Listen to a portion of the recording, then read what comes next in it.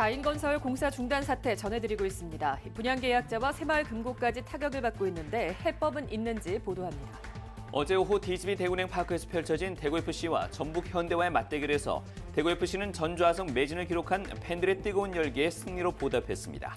정순신 변호사 아들 사태처럼 경북에서도 학교폭력으로 강제 전학 처분을 받고도 소송을 통해 시간을 끄는 사건이 일부 확인됐습니다. 국내 최대의 산수유 군락지인 경북 의성에서는 3년 만에 산수유꽃 축제가 열려 봄 정취를 더하고 있습니다. 여러분 안녕하십니까? 3월 20일 월요일 아침 대구 MBC 뉴스투데이입니다. 네, 봄 기온이 계속 짙어지고 있습니다. 건조주의보와 미세먼지가 불편하긴 하지만 이 또한 주중에 예보된 비 소식이 해결해 주길 바라봅니다. 유하경 기상캐스터입니다. 봄꽃이 알록달록 색감을 더해가는 봄이 왔지만 대기의 건조함은 계속됩니다. 여전히 대구와 경북 전 지역에 건조주의보가 이어지고 있고요. 일주일 가까이 이어진 대기의 메마름 속 낮 동안에는 바람도 약간 강하게 불 것으로 예상됩니다. 오늘 미세먼지 농도는 보통 수준 예상되지만 오전까지는 나쁨까지 치솟으며 공기질도 좋지 못하겠습니다. 오늘도 화재 예방에 각별히 유의하시기 바랍니다. 그래도 계절은 완연한 봄을 맞이할 준비를 하고 있는데요. 계속해서 기온 오름세 보이며 일교차도 커지고 있습니다. 월요일 대구의 아침 기온은 2도, 안동은 0.8도, 김천은 영하 3도, 포항은 6도로 시작하고요. 내일 아침까지는 경북 북부 내륙을 중심으로 아침 기온이 0도 내외로 내려가는 곳이 많아 조금 쌀쌀하겠습니다. 낮에는 대부분 지역에서 16도에서 최고 21도까지 기온 오르겠습니다. 아침에 영하로 시작하는 지역은 낮과 밤의 기온차가 최고 20도까지 크게 벌어지겠습니다. 당분간 기온은 계속 오름세 보이며 대기가 매우 건조하겠고요. 대체로 이번 주는 흐린 가운데 낮부터는 수요일에 비가 내릴 전망입니다. 날씨였습니다. 다인건설의 공사 중단 사태로 대구의 오피스텔과 상가 분양 계약자들이 큰 고통을 당하고 있고 대구 지역 새마을금고의 자산까지 악영향을 줄 수 있다고 지난주 보도해드렸는데요. 그렇다면 지금 상황에서의 최선의 해결책은 어떤 것이 있을까요? 신병철 기자가 보도합니다. 오피스텔과 상가를 결합한 다인 로얄 팰리스 동성로의 공정률은 95%입니다. 지금은 내부 마감 공사만 남겨두고 있습니다. 공사 중단은 지난 2019년 1월 다인건설이 자금난을 겪으면서 시작됐습니다. 심지어 1년간 공사가 중단되기도 했습니다. 이듬해 부동산 경기가 살아나 다인건설 소유 토지의 담보 가치가 커지게 되면서 추가 대출이 이루어져 공사가 재개됐습니다. 그런데 이 과정에서 다인건설 오동석 회장은 2021년 11월 사기 분양과 법인 자금 400억 원을 횡령한 혐의로 구속됐습니다. 오 회장은 지난해 5월 문제를 해결하겠다고 법원에 호소해 구속적부심에서 풀려났는데 아직 건물 준공은 되지 않고 있습니다. 공사를 그러니까 말은 14명이 무슨 공사를 합니까? 14명이 10명이 그냥 시시시 이렇게 조금 흠 있는 거 이게 수리하고 이 정도지 제대로 공사를 하고 있죠. 분양 계약자들에게 돈을 빌려준 대구 지역 새마을금고 7곳은 다인건설이 6개월 안에 완공하면 문제를 해결할 수 있을 것으로 보고 있습니다. 준공 접수만 되버리면 담보권이 생기기 때문에 분양자들도 좋아지게 되고 금고도 다 정리가 될 거 아닙니까? 어쨌든. 그렇죠. 그러니까 저희가 4개 사업장 중에 공사가 제일 많이 됐거든요. 네. 하지만 큰 변수가 생겼습니다. 새마을금고 중앙회가 더 이상 미룰 수 없다면서 해당 마을금고에게 대출금의 55%를 대손 충당금으로 쌓으라고 요구한 것입니다. 중앙회의 지시에 따르게 되면 해당 새마을금고들은 대출금 1,150억 원을 날릴 수 있고 자산 건전성 악화로 고객들이 빠져나가는 상황을 맞을 우려도 있습니다. 4년간 준공만을 손꼽아 기다렸던 분양 계약자들도 피해를 회복할 길이 없습니다. 해당 대구 지역 새마을금고들은 중앙회의 지시를 따를 수 없다며 법원에 가처분 신청을 했습니다. 지난주 주무부처인 행정안전부와 새마을금고 중앙회, 해당 새마을금고, 분양계약자 등이 해결 방안을 찾기 위해 모였지만 뚜렷한 해법은 찾지 못했습니다. 오 회장이 답변을 시원하게 하나니 자기들이 십시일반 어느 정도 저게 되면은 오동석 회장 쪽에서 합의를 하든지. 다인건설 공사 중단 사태 해결은 결국 관계 당국의 적극적인 개입으로 당사자들 간의 양보와 타협을 이끌어내 빠른 시일 안에 준공하는 길뿐입니다. MBC 뉴스 신병철입니다. 대구FC의 2023 시즌 첫 승이 가장 극적인 순간, 인상적인 장면으로 함께했습니다. 어제 오후 DCP 대구은행 파크에서 펼쳐진 하나원큐 K리그1 2023 4라운드 전북 현대와의 맞대결에서 대구는 전 좌석 매진을 기록한 경기장에서 2대0의 승리를 선물했습니다. 팬들의 열기와 승리가 함께했던 그 현장을 서건 기자가 다녀왔습니다. 일요일 경기를 6일이나 앞둔 월요일 이미 매진을 기록한 DCP 대구은행 파크. 경기 전부터 대파 갚은 뜨거웠습니다. 오늘 첫 승 거뒀으면 좋겠어요. 대구FC 화이팅! 4년 전에 마지막 매진 이후에 처음으로 매진이 돼서 너무 좀 감동적이고요. 우리 응원 큰 목소리로 응원을 해서 그 선수들이 힘을 좀 받고 첫 승을 거뒀으면 좋겠습니다. 4년 만에 전좌석 매진과 함께 최다 관중으로 함성의 크기부터 달랐던 대구FC의 첫 승 도전. 전반 10분 김진혁의 득점으로 대구가 앞서갑니다.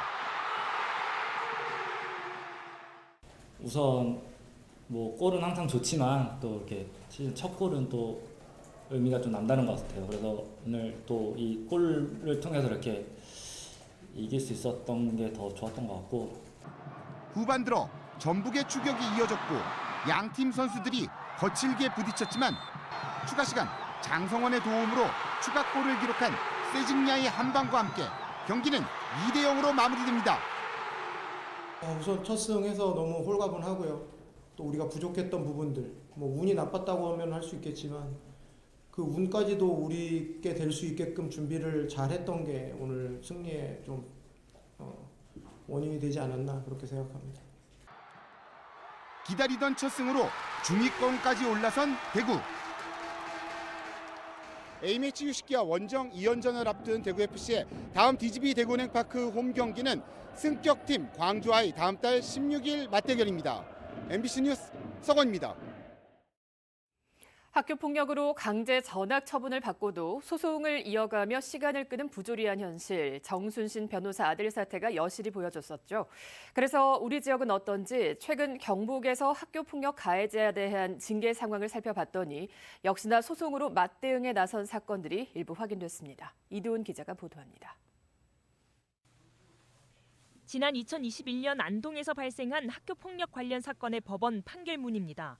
2학년 피해 학생은 같은 학년 가해자 4명으로부터 특정 애니메이션 영화의 대사와 행동을 따라하라고 강요받는가 하면 급식 반찬을 빼앗기거나 저학년 교실로 끌려가 수모를 당하기도 합니다. 폭력은 갈수록 더 심해져 나중에는 신체적 폭행과 성추행으로 이어졌습니다. 피해 학생의 신고를 받은 안동교육지원청은 학교폭력대책위원회를 열어 가해 학생에게 전학 처분을 결정했지만 해당 학생은 전학 취소 소송으로 맞섰습니다. 가해 행위가 가장 심한 친구가 전학 처분을 받았는데 상대적으로 가해 정도가 덜한 자신까지 전학 처분을 받는 건 억울하다는 취지였습니다. 그러나 법원 판단은 달랐습니다. 가해자가 친구 간 장난 정도로 여기는 등 사태의 심각성을 인지하지 못하고 있고 주동자가 아니라고 해서 반드시 징계를 달리 내릴 필요도 없다고 밝혔습니다. 이 판결은 강제 전학 처분이 내려진 지 107일, 석 달이 더 지나서야 나왔습니다. 하지만 법원 선고 뒤 전학 조치가 바로 이뤄졌는지에 대해선 개인정보 보호를 이유로 안동교육청이 확인을 거부했습니다.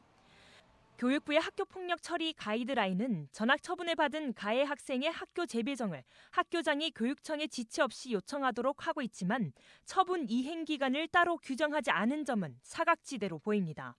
이렇게 경북에서 가해 학생이 학교폭력대책심의위원회의 처분에 불복해 행정심판이나 행정소송을 청구한 사례는 지난 1년간 53건에 이릅니다. 이 중 17건이 퇴학 또는 강제전학 처분 등 최고 수위의 징계에 불복한 사례로 확인됐습니다. 강제전학 결정 이후에도 소송을 통해 7개월간 전학을 미뤄온 정순신 아들과 비슷한 사례가 우리 지역에도 적지 않은 셈입니다. 가해자들이 이렇게 법의 힘을 빌려 학교폭력 징계를 사실상 무력화한다면 피해 학생들의 고통도 그만큼 길어질 수밖에 없습니다. MBC 뉴스 이도원입니다. 완연해진 봄 기운에 꽃들이 앞다퉈 피어나고 있는데요. 국내 최대의 산수유 군락지인 의성군 화전리에서는 3년 만에 산수유꽃 축제가 열리고 있습니다. 김건엽 기자입니다. 봄의 정령 산수유꽃이 온 마을을 노랗게 물들였습니다. 계곡마다 골목마다 샛노란 꽃망울이 넘실거립니다. 노란 꽃물결은 푸른빛 마늘밭과 어우러져 완연한 봄 정취를 더하고 있습니다. 올해는 예년보다 기온이 높아 개화 시기가 일주일 정도 앞당겨졌고 산수유 꽃축제도 3년 만에 다시 열리면서 많은 꽃나들이 객들이 몰리고 있습니다. 이렇게 마스크 안 끼고 온 게 오늘 처음이라가지고 아이들도 오늘 너무 많이 뛰어놀고 사진도 많이 찍고 너무 즐겁게 놀다 가는 것 같습니다. 이 산수유꽃이 저희 동서를 닮은 것 같아서 더 기분이 좋고 같이 나오니까 좋아요. 산수유꽃 축제가 열리는 의성 사곡면 화전리는 300년 이상 된 고목 3만 그루가 자생하는 국내 최대의 산수유 군락지. 다음 주 일주일까지 계속되는 축제 기간 동안 꽃길 곳곳에서 버스킹 공연이 열리고 꽃길 걷기도 진행됩니다. 의성군에서는 몇 가지 오시는 분들의 안전을 위해서 안전 대책을 이렇게 세밀하게 마련하고 있으니까 걱정 마시고 많이 오셔서 정말 어려운 시기에 힐링하시길 바라겠습니다.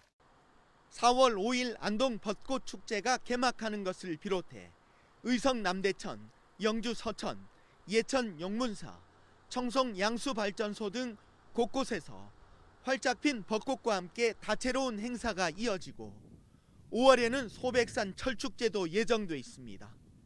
MBC 뉴스 김건엽입니다.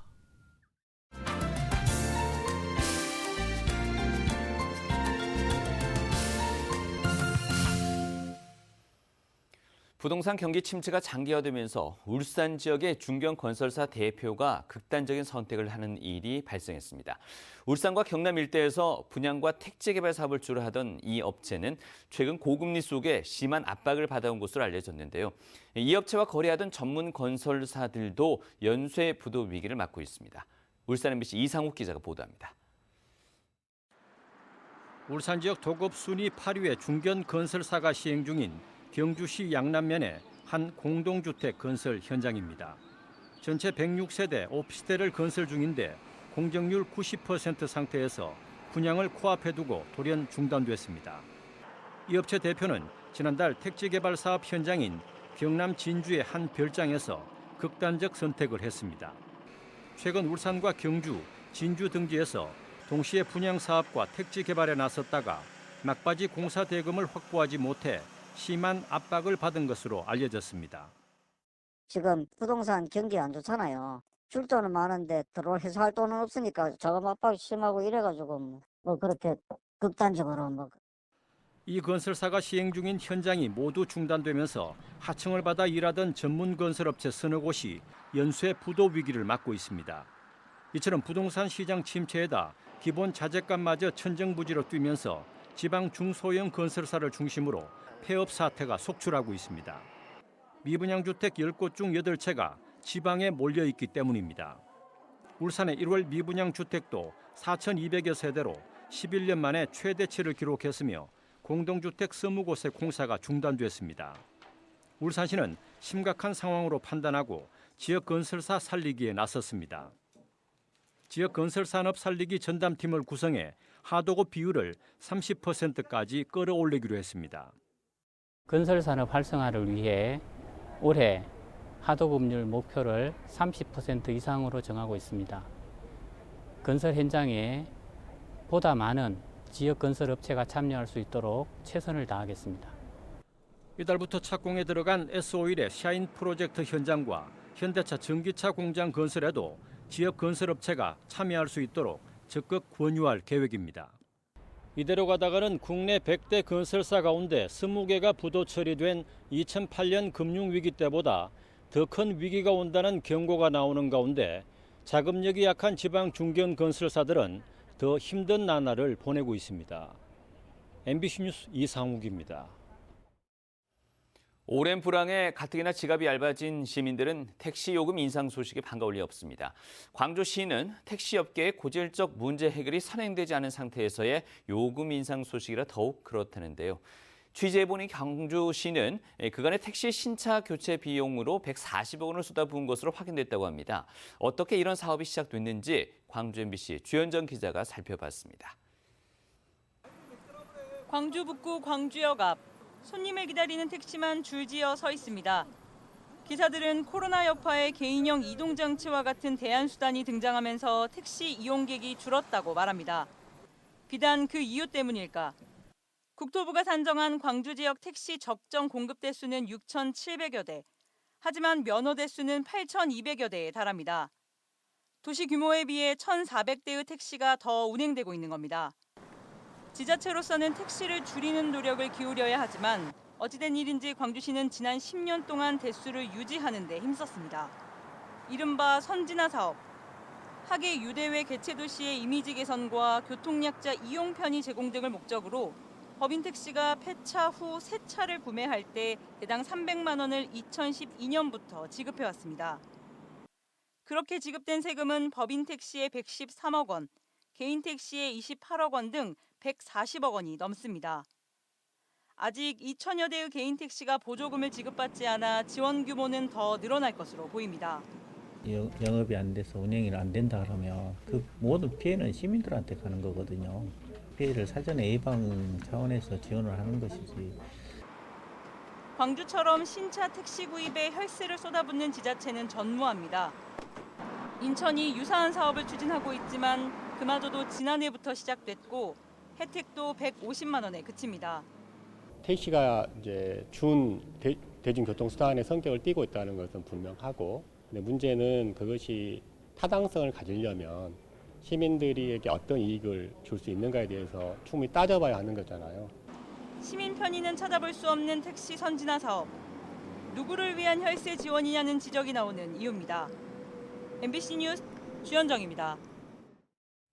전경원 대구시의원이 대구시와 대구교육청 예산 내용을 명확하게 분석할 수 있도록 의회 예결산 업무 지원 시스템 도입을 촉구했습니다. 전 의원은 현재 15조 원에 이르는 대구시와 대구교육청 예산안은 1000페이지가 넘는 방대한 분량으로 32명의 대구시의원이 모든 내용을 면밀하게 분석하기는 쉽지 않다고 밝혔습니다. 따라서 기존 예산 자료와 이를 분석한 예산 정보를 바탕으로 예산 및 결산 업무 분석을 지원하는 업무 지원 시스템 도입이 필요하다고 설명했습니다. 대구시 교육청은 지역경제 활성화 차원에서 신속 집행 사업 1조 1,379억 원 가운데 65%인 7,396억 원을 상반기에 집행하기로 했습니다. 이달 안에 성과급 상여금 지급과 교직원 맞춤형 복지비 상반기 사용 독려, 학교 기자재 조기 구매 등을 추진합니다. 또한 계약 관련 심사기간 단축과 긴급 입찰 등을 통해서 계약 소요 기간을 줄이고 각종 시설공사 조기 발주, 선금 지급 활성화로 재정 집행률을 높인다는 방침입니다. 경북교육청은 각종 위원회 564개 가운데 유사하거나 중복돼 행정의 신속성을 떨어뜨리는 위원회 56개를 통폐합했습니다. 공모교장위원회와 의무교육관리전담기구 등 13개 위원회가 폐지됐고 기능이 유사한 학교운동부 지도자관리위원회와 학교체육진흥위원회 등 22개는 통합됐습니다. 상시 운영이 필요 없는 통합구역 조정위원회와 물품선정위원회 등 21개는 비상설위원회로 전환했습니다. 윤승호 경북도의회 교육위원장은 학교폭력 사안에 신속하게 대응할 수 있는 학교폭력 예방 및 대책에 관한 조례 개정안을 발의했습니다. 종전 조례의 경우 학교폭력 유형을 일반 유형과 특별한 사정이 있는 유형으로 나눠서 조치하도록 구분하고 있는데 개정 조례안은 유형 구분 없이 신속하게 조치하도록 하고 있습니다. 또 종전 조례 조치 사항에 나와 있는 학교폭력 자치위원회 회부 요청 절차를 상위 법령인 학교폭력 예방법 개정에 맞춰 학교회장이 자체 해결 사안이 아닌 경우 학교폭력 대책 심의위원회 심의 요청으로 개정했습니다.